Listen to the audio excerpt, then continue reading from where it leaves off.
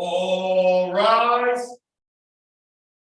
All persons having business for the Honorable Associate Judges that reside over the District of Columbia Court of Appeals.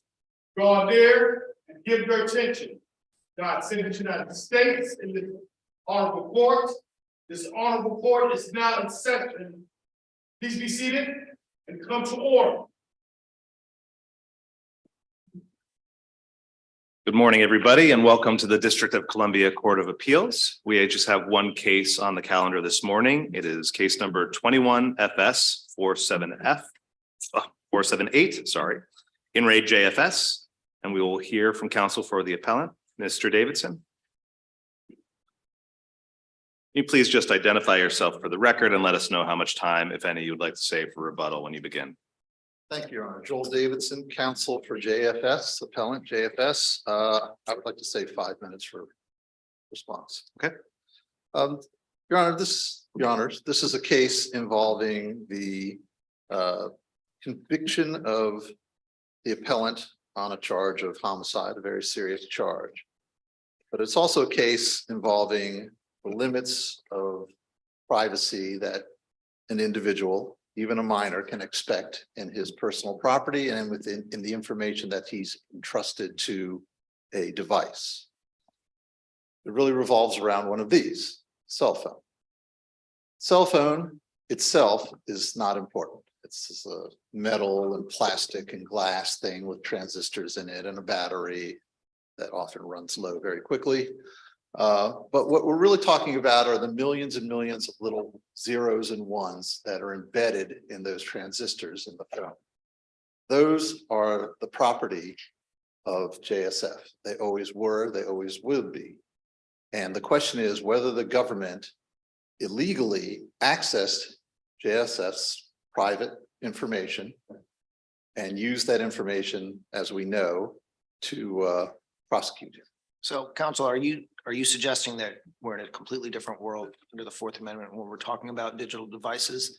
Well, there are analogies that we could make, Your Honor. You know, the lockbox is one that the courts seem to like a lot, and it's apt in some ways. But if we rely on that analogy, we could say this is a box, and the access code would be the lock, essentially. And so we can analogize it to a briefcase. The Basinski case is similar. Somebody has a briefcase, it's got things in it, turns it over to somebody else, tells them not to open it, doesn't give them the key, and the court holds that that person cannot then consent to turn over the contents of that briefcase. Well, right. I mean, she couldn't consent to a search of the briefcase in the same way here, but mom's consent, in this case, JFS's mom didn't need to consent to a search of the phone because they had a warrant to do that.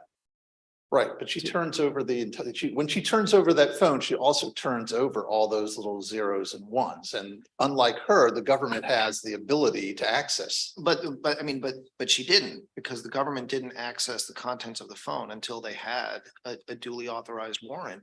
True, Your Honor, but what she did was she deprived Jordy of control over those zeros and ones, over that information.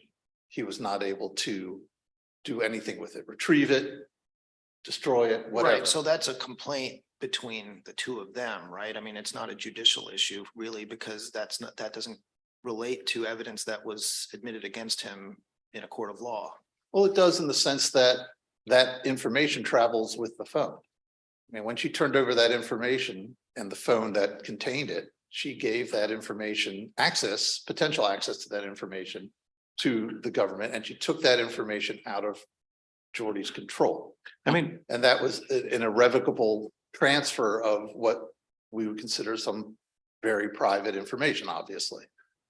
So the fact that he has a privacy interest in that phone, and she turns over the phone but isn't able to give them the code, does not mean that she didn't turn over that information. Essentially, well, I'm wondering, does he really have a privacy interest in it? You know, I came up in an age where I had a cell phone, very rudimentary compared to what they have now. But that cell phone was given to me by my father, and my father could take it away at any point, just like he'd take my car keys away.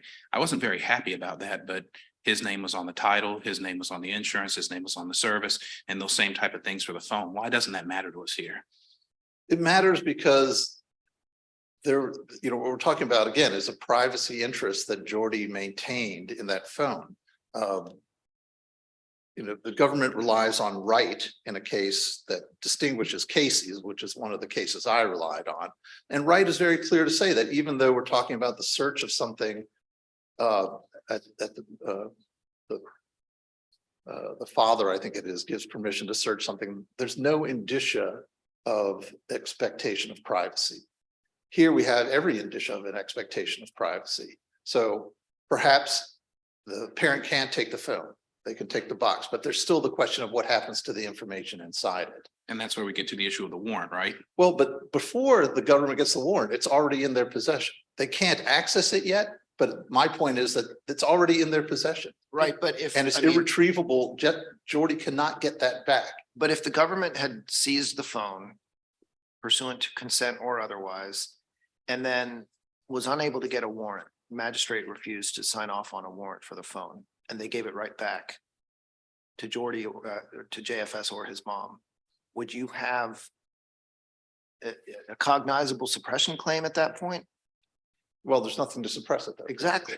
So, But- so where's the violation from the seizure as opposed to the search, which we've already acknowledged was pursuant to a warrant? Well, I would say, Your Honor, that the seizure involves more than just the phone. It involves the information on the phone, which is, I think he has a cognizable interest in the information on that phone. And to say that, just like you would have a cognizable interest in the contents of a box. So they've seized that box. And yes, maybe the government then goes and gets a warrant and opens the box, but he's already been deprived of his right to control what's in the box. And there's no claim by the government that he shouldn't, the mother in any way had any control over or access to that information. So let's just separate out the two concepts. It's possible that mom has the authority to deprive him of his access to the things that are in the box by taking his phone away, right? You can imagine a relationship between a parent and child where the relationship is such that seizing the phone is totally normal. Whereas going through the phone and searching it, well, that's completely out of bounds. And I wonder why you think, and you would need to say that mom didn't have the authority to do the first thing, to deprive him of that phone and the information within it in order to win based on this being an unconstitutional seizure, right?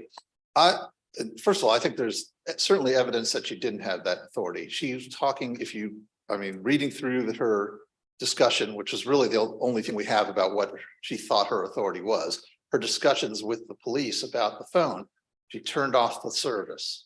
She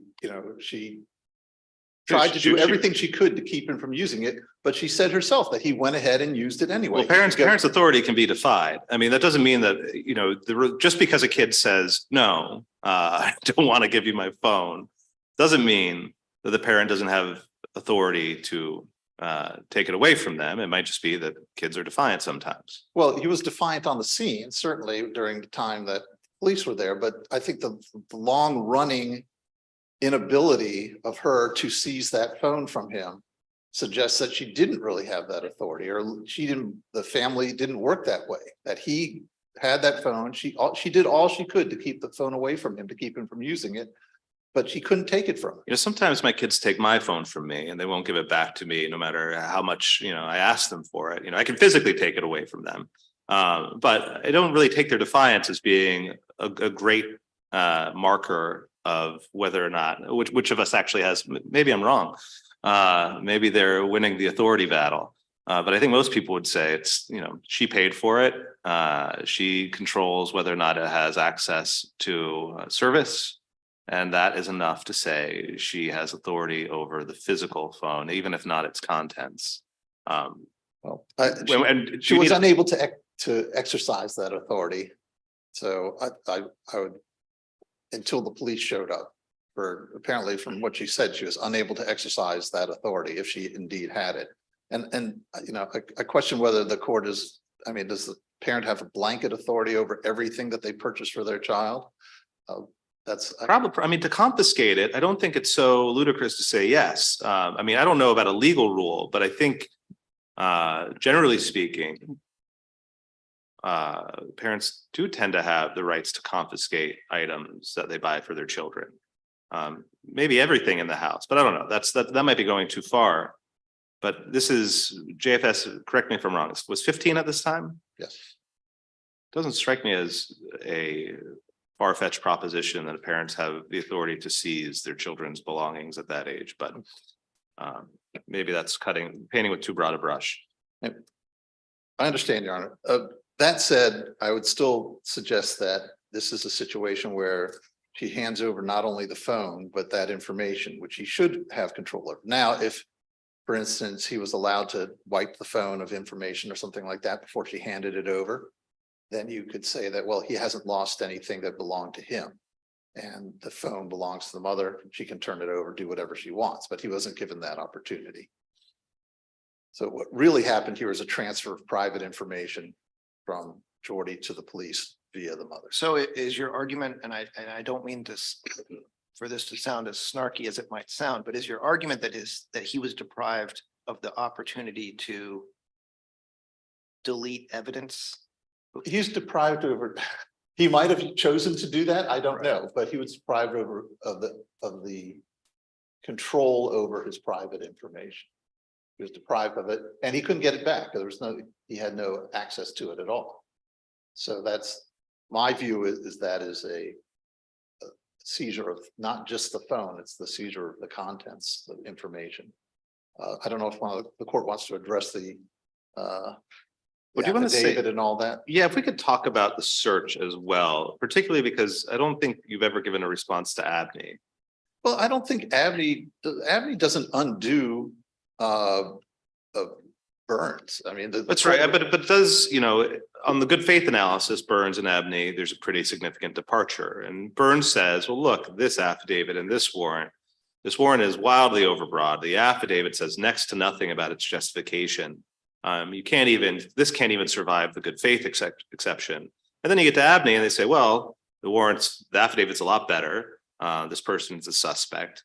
And so even if we're not so sure this would survive Burns, if we gave it a fresh view, it certainly is enough to pass muster under the good faith exception.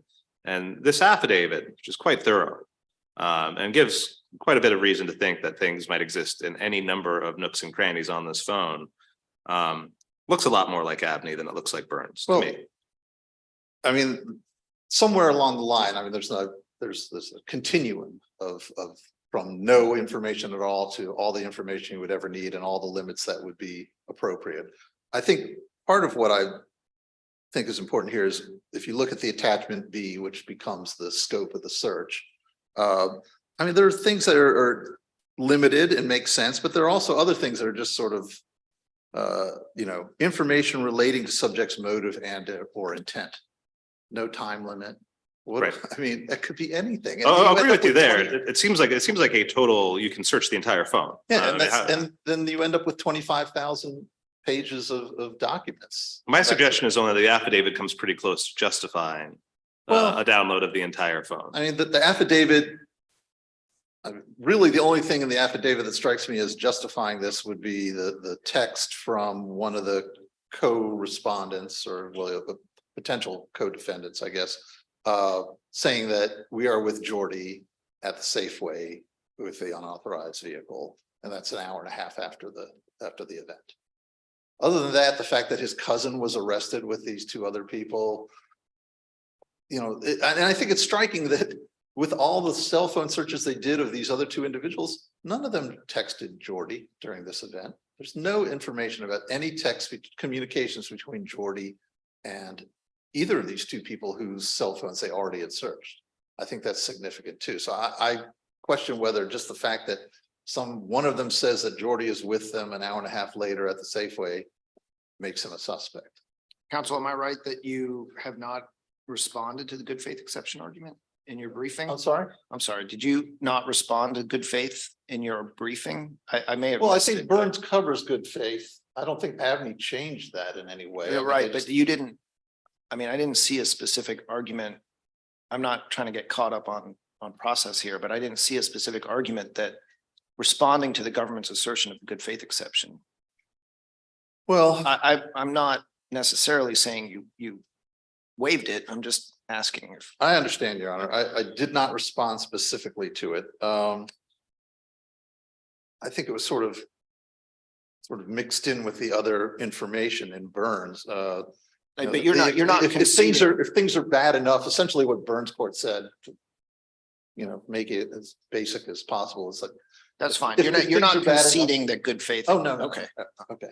I mean, just, if things are bad enough, if this affidavit and is bad enough that, and the warrant is so broad, then a reasonable officer should know the law and should not be able to rely on it. And I don't think that's changed at all from Burns. Unless my colleagues have any questions. All right, we'll still give you some time for rebuttal. All right, thank you. Ms. Pittman?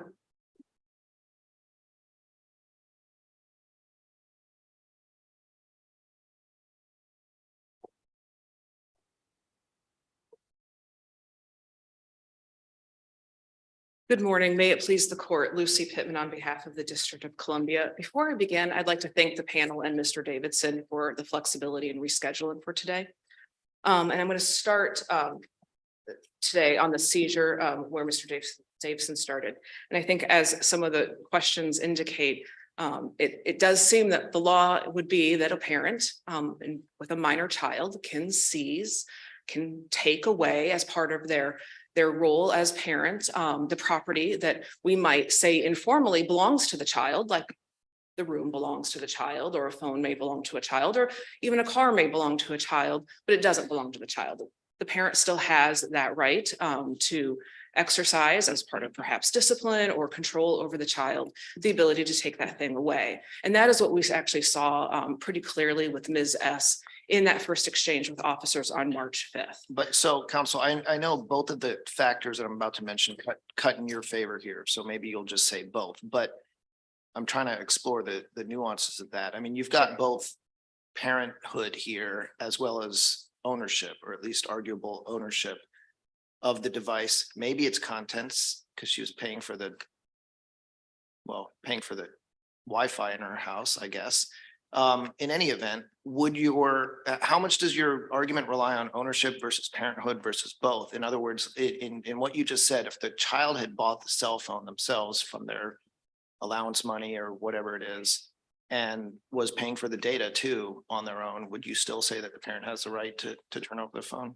Sure. I think under actual authority, when you're dealing with a minor child, I think the custodial parent probably by itself is enough to say that the parent had actual authority to take away the particular item.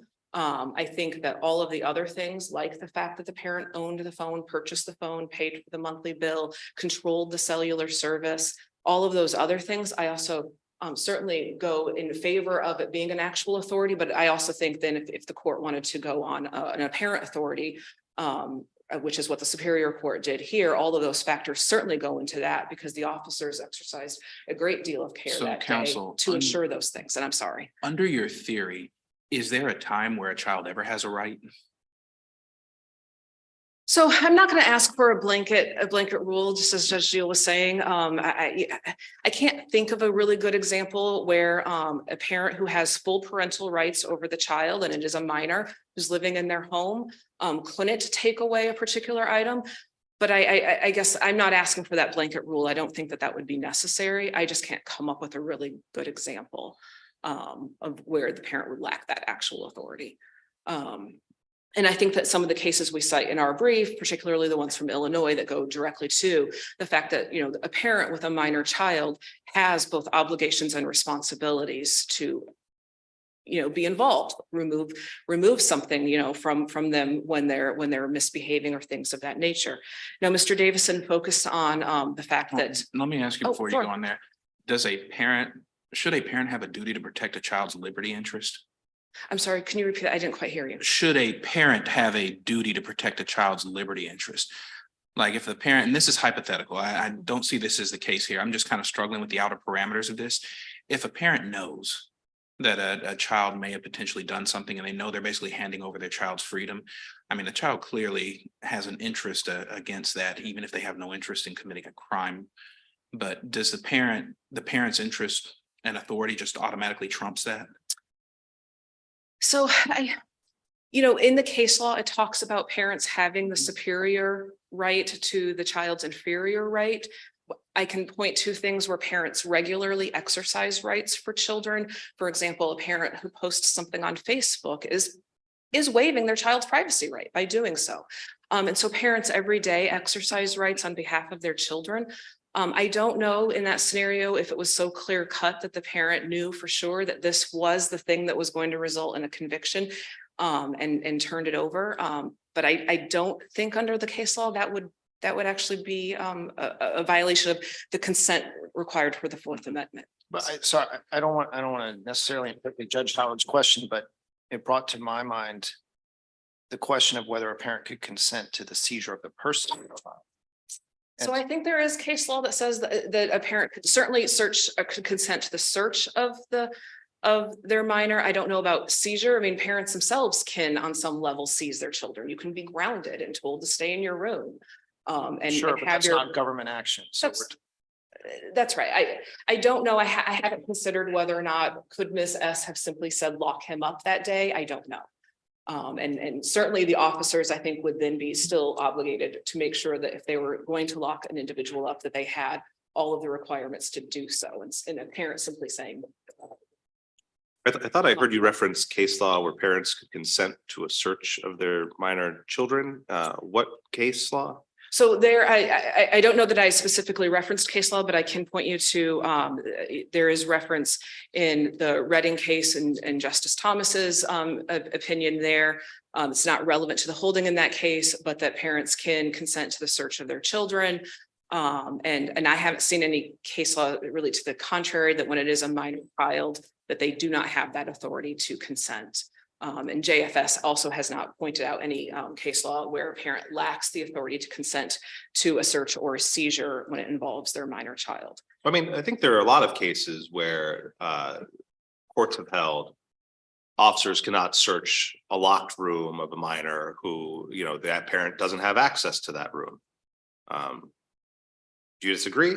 I don't know that I've ever seen where it's been a minor. All of those have been adult children that I'm familiar with. And so it may be that I'm just not familiar with the ones you're referring to, but we do have a couple cited here, like US v. Block, where that's an adult child who owned the Foot Locker and had it locked. Mom never had access to it. And so while she could consent to the search of the adult son's bedroom that she had access to, she couldn't consent to the search of the locked Foot Locker that she had never had access to. All of those cases that I'm familiar with, it has always been that it's an adult child living in the home of the parent. And this court has said in Wright that courts are reluctant to say that parents don't have this right. Particularly when they're minors, but I think where the Wright court said it was even when it's an adult. And so if you have that right as an adult, I don't know how you would not have that. Do you think that's right? Do you think Wright is correct that courts have been hesitant to say that even when their child is an adult? That sounds remarkably, something close to insane to me. Well, I think when they're living in the home and it's a parent authority, not actual authority. I guess I should make that abundantly clear. In those cases, it is a parent authority that is being relied upon, where the adult child is living in the home and there seems to be, no restriction to access. In the cases where I have seen courts say, no, the parent doesn't have a parent authority, there's always some additional factor that the police know. For example, that the child is paying rent, or that it is that locked Foot Locker that the mom never had access to. Yeah, why isn't this phone like that? I mean, they did have additional facts that mom couldn't unlock the phone. She didn't have access to the code. That's right, but we're talking about minors, so we're starting already. Right, I guess I'm trying to figure out which lane we're in. If it's just, you think that Foot Locker case would come out differently if it were a minor? I think it would, yes. I do. And so just a couple of things that Mr. Davidson brought up before I go to the warrant. There was reference to the fact that by mom consenting to the seizure, that the that JFS did not have the ability to delete any information. I think the Riley court actually talks a little bit about that, where you can seize a cell phone incident to an arrest, then seek a search warrant. In doing so, you can remove the battery or do other things to make sure that like no information can be removed from the phone. And so I don't see how, a seizure in that context and then, affirmative actions to make sure that the evidence can't be deleted would be any different than here, where mom is giving the cell phone over to the officers and depriving, I guess, JFS's ability to delete information. Okay, so then moving on to the search, as the court has noted here, there was a search warrant to search the phone itself. This court in Abney said just last year that suppression of evidence obtained pursuant to a warrant is the unusual case. This is not the unusual case. Instead, reasonableness of the search of the cell phone here was met with officers applying for and obtaining a search warrant. The search warrant itself was well documented in terms of the probable cause. And in fact, that's not even being challenged here on appeal. Detective Jordan went through a great deal of detail of the information he had already gathered in the investigation. And as the trial court found here, every officer in this matter acted in good faith and with a great deal of care in making sure that they had the authority to do what they did. I think you would agree with the premise of Mr. Davidson's argument, I think, that this search warrant allowed the government to search the entirety of the phone. So there was no limit to what they could pull off that phone and look at. no, I'm not sure I would agree entirely on terms of what they could search for and seize and use. Search for is different than look into. So let me give you an example. Sure. If there was a standard case where a lawnmower had been stolen from a neighbor, and you had a warrant to go look for the lawnmower and you went into the house, you wouldn't get to look in the nightstands, you wouldn't get to read journals. You can look at places where a lawnmower might be found.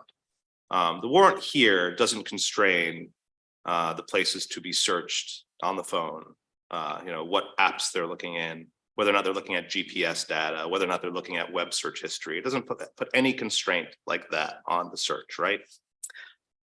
So I would say a couple of things. I would say that the search that they're doing is for the information that is an appendix or attachment B. So A has to relate to the crime. That is the opening sentence. So it does cabin it in that way. And I'd like to point out real quickly, the Abney warrant did not have that limitation. And then it has specific information.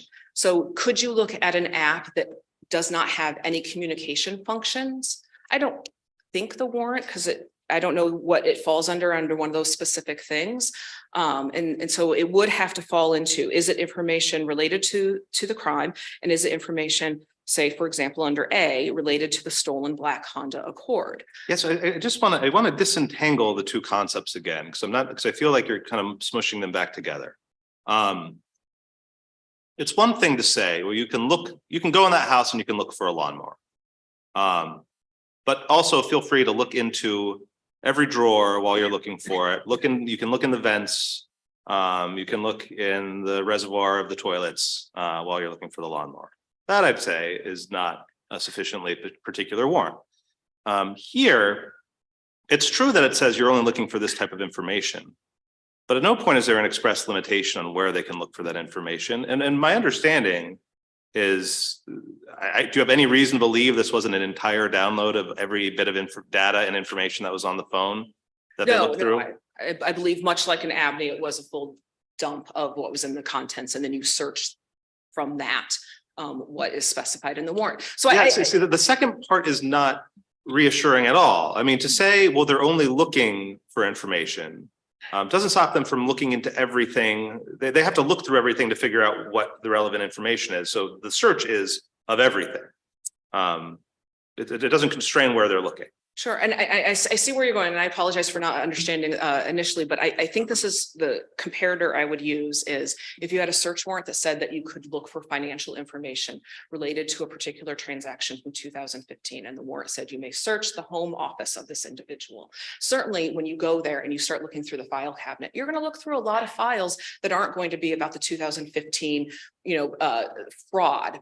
but you have to sort of get through those to find what you're looking for. That's no different than what we have here. You can look through the communications, and Detective Jordan, in his testimony, explained that the way in which he did the search of the information from the phone was he starts at the date of the incident and he looks at phone logs, communications, video, and images, and that's where he looks. He doesn't look at all of the data dump that comes in.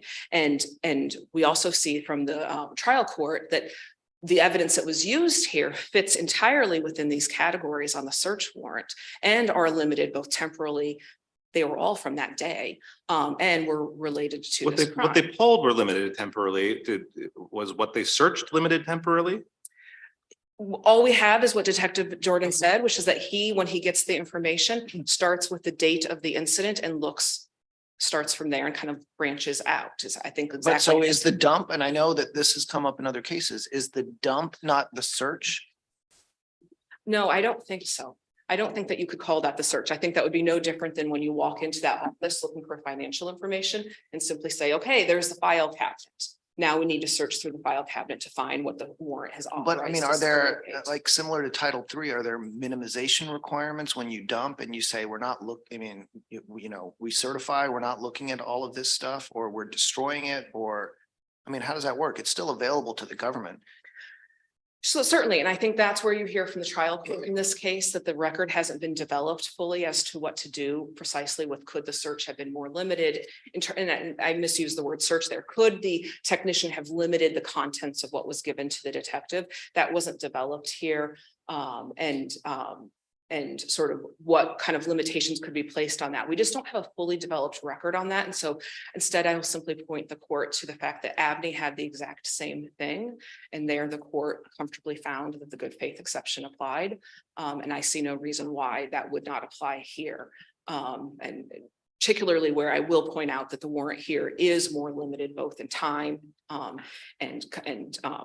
and the various 10 items that are listed here, as well as being the opening The sentence. 10 items are like anything and everything. I mean, they're listed in 10, but it's any information. Look everywhere, it really is a full, which might be fine. Or you might say, and if it's not fine under Abney, it's good faith. But every time you say that this was a limited warrant, my reaction is obviously not. I don't need more evidence. I know they searched the whole thing because they downloaded the whole thing, and there's nothing to suggest to the contrary, and there's nothing in the warrant that suggests that they shouldn't have done that. It's not possible for the government to search app by app, is it? Not that I'm aware of, and certainly the record doesn't reflect that is. I maybe in a future case that will be teed up appropriately, but no, I don't see that that's the case here. And I also don't see anything, and this is what the trial court found, that there was a search of that data that went beyond what the warrant allowed. Detective Jordan, and I can point the court, it is June 25th transcript, page 120 and 121, where Detective Jordan, it's limited testimony, but it is the only testimony that we have in terms of the fact that he doesn't look at the entire 25,000 pages. So the 25,000 pages was the entire record of the phone, not limited to that day itself. That's my understanding, yes. The reference that trial counsel for J.F.S made before the Superior Court was that was stuff that dated back years ago. Yeah, help me understand too. You drew a distinction between the technician and the detective. The technician, they're still a government employee or at a minimum an agent. Is there a meaningful difference that they had access to all of that as opposed to it being the detective searching it? And I think you still need to have someone who's actually searched it to really kind of be an issue. And we don't have that here. All right, and last question from me on the technicality, you may not have the answer to this. I sat on a similar case, or a case that dealt with some similar issues in October, and they were explaining to us when they do the search that the phone gets destroyed as part of the process too. Is that the case to your knowledge in this case as well? So I had actually heard that was a question that came up, and I asked our trial lawyer, and she's not familiar with phones being destroyed. She is familiar with them being returned. So I don't have any other additional information on that other than to confirm that. Thank you. Yeah. So I would just like to, I think, sort of conclude this section by pointing out that Abney was decided before J.F.S's brief came in. It's not addressed at all. There's no reply brief. I think Abney is 100% on point here with the good faith exception, and that the court could easily affirm the trial court's decision here based upon Abney. There are no further questions. I do see that I'm at 0. I apologize, I wasn't paying attention. Okay, Any other questions? Okay, then I thank you, ask the counsel. court to affirm. Thank you so much. And Mr. Davidson, we will give you some minutes for rebuttal. I think you asked for 5, and we'll give you 5 if you need it. Oh, that's fine. Okay. I will keep it brief. In terms of Abney and the good faith exception, I'd like to point out what strikes me is that the scope of this warrant, Detective Jordan basically made his own warrant, right? He got, the court signed it, but he decided what the scope would be. And his language is so broad that, as the court noted, it would allow a search of everything in the phone. Now, it may be that he started out on the day of the event and there was some very important information available just on that day with the texts and the picture and a little video of the gun in his lap and all that. So he didn't need to go further, but he could have under this warrant. He could have gone back to the very beginning of whatever was in that phone. He could have looked at every app. He could have looked at every picture, anything, because he drafted this attachment B that was the scope of the warrant. And there's no time limit on a number of them. And there's really no limit on the scope on a number of them. That's certainly true. I just wonder if he hasn't justified that. I mean, what he says is, basically think of a house.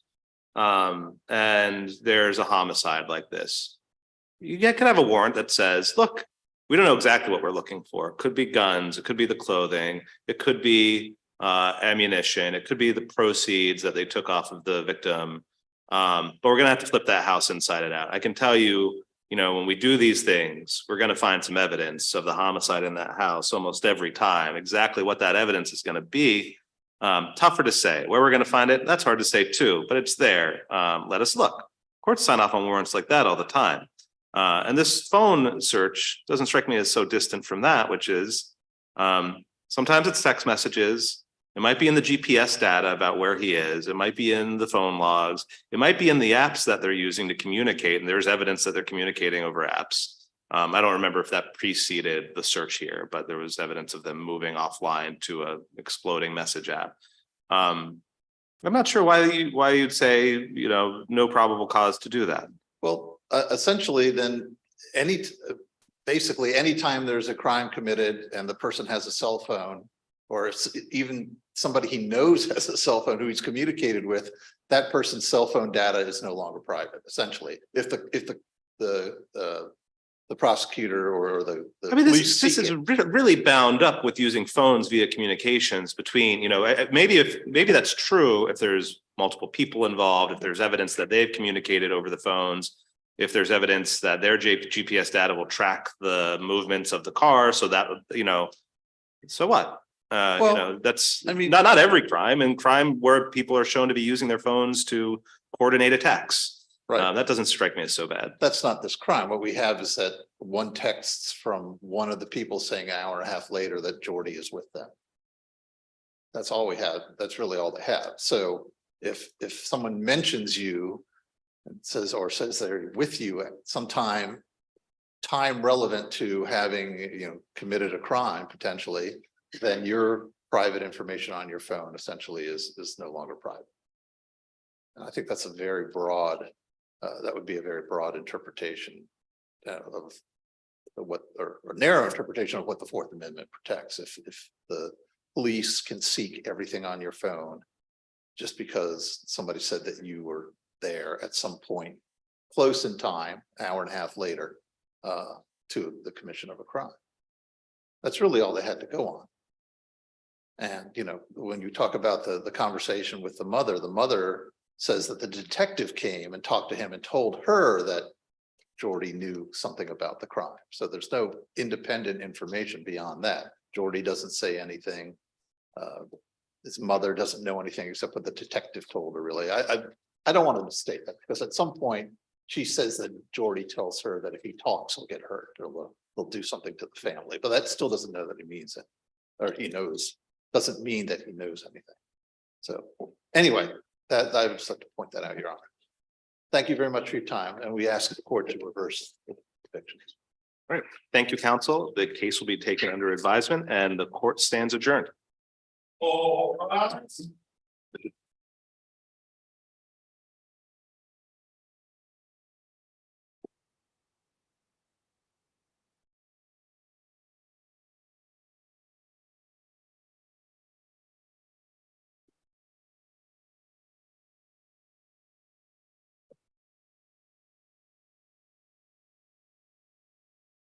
This honorable court now adjourned.